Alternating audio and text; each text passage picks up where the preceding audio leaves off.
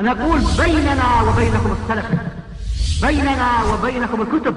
كان أحمد يقول البدع بيننا وبينكم الجنائز. أهل السنة يؤمنون بأن الرسول صلى الله عليه وسلم أحب إليه من كله بعد الله، فأحب شيء أهل السنة الله وحده جل وعلا، ثم النبي صلى الله عليه وسلم هو أحب الناس إليه فوق محبة النفس والمال والولد، ثم الأنبياء بعد عليه الصلاة والسلام، ونحن على ذلك، نحن على طريقهم.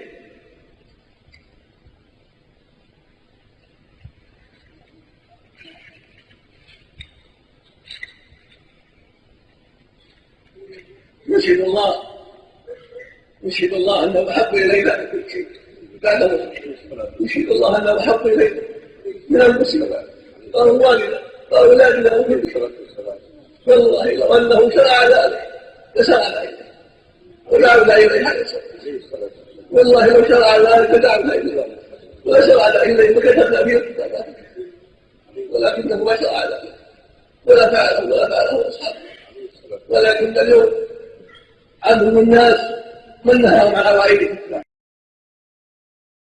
اقرأ أخيها